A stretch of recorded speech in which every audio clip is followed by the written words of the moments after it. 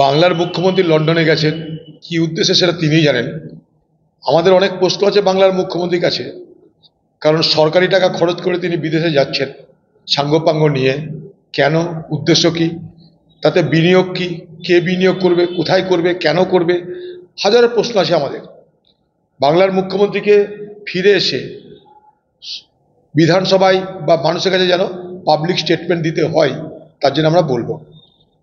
কিন্তু ভারতবর্ষের বাইরে যখনই যে যাবে, আমরা মনে করি যে সে শুধু তার পার্টি নয়, সে দেশকে রিপ্রেজেন্ট করতে যাচ্ছে। বাংলার মুখ্যমন্ত্রী শুধু বাংলারই নয়, সেটা দেশকে রিপ্রেজেন্ট করতে যাচ্ছে, কারণ সেখানে তার সমস্ত ব্যবস্থা করে হাইকমিশনের পক্ষ থেকে। শুনেছি সেখানটায় 100 থেকে 120টা লোক ছিল। তার মধ্যে দিদি এখান থেকে হাততালি দেওয়ার মতো লোকও নিয়ে গেছিলেন, তার হয়ে ছবি ছাপানোর লোক, সবকে নিয়ে গেছেন। বন্দোবস্ত পাকাই ছিল।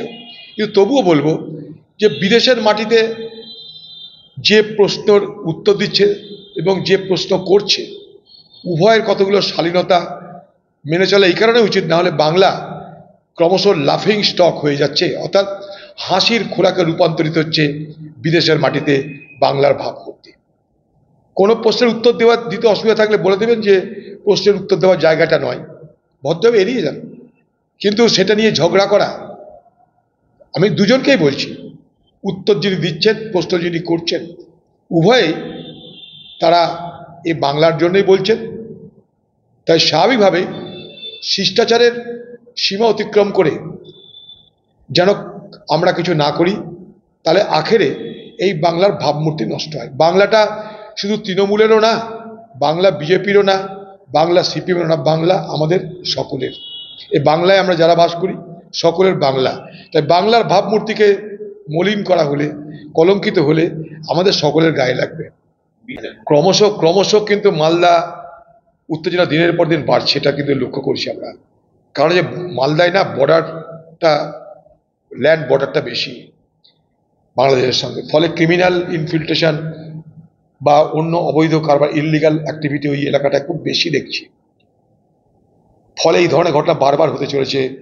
বর্ডারে কখনো দেখছি যে বাংলাদেশের লোক চলে আসছে, কখনো ভারতবর্ষের লোক চলে যাচ্ছে, একটা অদ্ভুত বাতাবরণ তৈরি হয়েছে। এগুলোর সঙ্গে আমরা কেউ পরিচিত ছিলাম না, সাধারণ মানুষ কিন্তু আতঙ্কে আছে। তাই পশ্চিমবঙ্গের প্রশাসনকে বলবো, দিদির দালালি অনেক হয়েছে। বিএসএফকে বলবো, বর্ডার আপনাদের। রাজ্যকে বলবো, রাজ্যের পুলিশকে বলবো, আইন শৃঙ্খলা দেখার দায়িত্ব আপনাদের।